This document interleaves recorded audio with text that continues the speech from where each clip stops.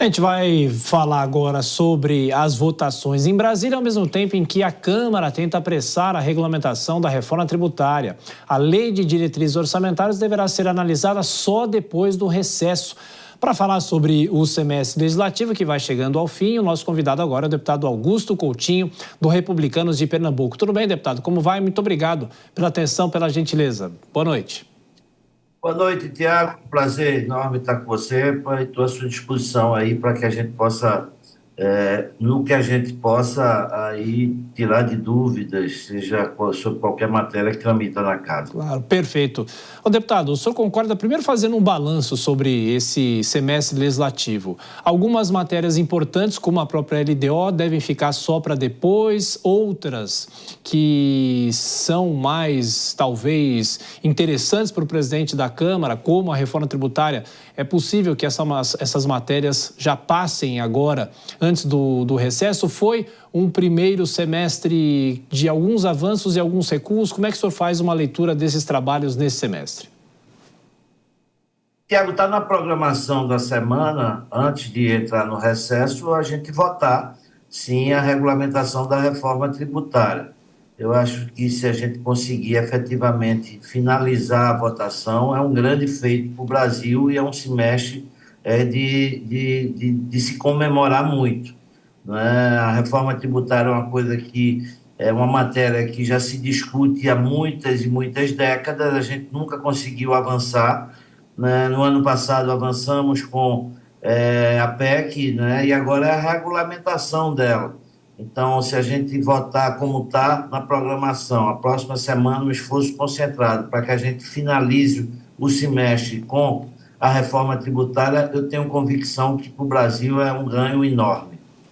Deputado, vou chamar os nossos comentaristas. Dora Kramer faz a próxima pergunta. Dora?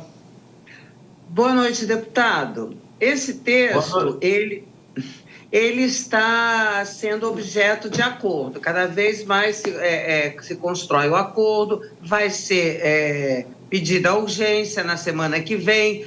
Agora, há muitas divergências, há muitas solicitações para inclusão, retirar. O senhor vê espaço para que ainda, principalmente na questão da cesta básica e do imposto seletivo, ainda seja incluído ou retirado alguma coisa desse texto? Vejo sim, Dora. Primeiro, boa noite. Vejo sim, acho que é natural que a gente faz o relatório e o parlamento, muitas vezes, a discussão aprimora o relatório, né? Tanto seja corrigindo algumas falhas que, porventura, tenhamos cometido, seja até por pressão política, exatamente, para que a gente consiga angariar os votos que são necessários numa matéria dessa magnitude. A gente precisa de 257 votos favoráveis. Portanto, a gente agora, essa semana, é exatamente a semana em que a gente vai conversar com todos os líderes, com todas as bancadas, tirar as dúvidas que, porventura, estejam, ouvir sugestões quanto ao texto, até mesmo mudança, e daí isso é do processo político, né? O processo natural da democracia. Mas eu acho que a gente tem, naturalmente, assim, uma proposta muito bem estruturada. O texto que veio do governo, eu posso dizer com franqueza e certeza que foi muito, muito melhorado, né? Então, é um texto em que a gente procurou, inclusive, deixar ele enxuto, sem margem para muitas interpretações a posteriori. Isso foi um dos focos que a gente teve, mas sempre com muito cuidado, porque veio já com alíquota indicada. Então, qualquer coisa que a gente colocasse a mais, a gente podia correr o risco de aumentar essa alíquota. E eu não gostaria, como nenhum dos outros 6 membros do GT, de ter essa responsabilidade ou de carregar essa responsabilidade que a gente aumentou os impostos no Brasil. Pelo contrário, a gente tem trabalhado assim, firmemente para tentar reduzir. E eu tenho convicção de que, aprovada a reforma, aumentando a base de arrecadação, eu acho que só com a sonegação no Brasil a gente baixa de 4 a 5 pontos percentuais nessa taxa. Deputado Augusto Coutinho, agora a pergunta de Nelson Kobayashi. Deputado, boa noite, um prazer falar com o senhor. Quero falar sobre um ponto específico que foi assunto nessa semana, que é a inclusão ou não das armas de fogo e das munições para aquele rol do imposto do pecado, do imposto seletivo. Há alguns especialistas que dizem que seria, inclusive, inconstitucional se recaísse sobre as armas o tal do imposto seletivo, porque, segundo a reforma tributária, a emenda constitucional, a arma não é nem insalubre e nem faz mal ao meio ambiente.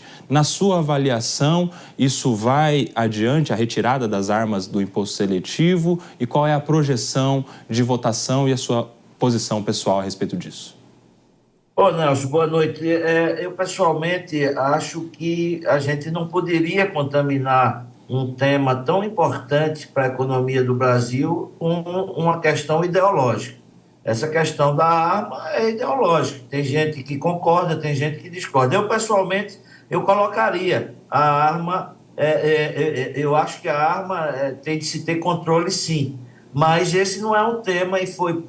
por unanimidade de todos os deputados, a gente não vai puxar um tema ideológico desse para discussão de uma matéria, porque senão ia se resumir, na verdade, como um dos temas importantes da reforma tributária era se ia taxar ou não arma. E isso não é a questão. Eu acho que o embate ideológico o parlamento tem de enfrentar e é preciso que enfrente, mas no momento certo, com uma matéria que não tem nada a ver com essa da reforma tributária. Portanto, nós nem pensamos em trazer essa matéria e colocar ou não essa matéria, porque todos nós concordamos que a gente não deveria contaminar o tema, um tema tão importante para o país, com uma questão ideológica. Ô, deputado, e mais uma questão sobre a lei de diretrizes orçamentárias. Por que a Câmara, especificamente o Congresso, esse projeto não será aprovado nesse semestre legislativo? Tiago, porque, na verdade, dentro da agenda, a LDO é muito importante, mas há de convir que a reforma tributária, a gente está discutindo ela há mais de 30 anos. E a gente tem no Brasil um dos piores sistemas tributários do mundo, né? Entre os 10 piores sistemas está o nosso brasileiro.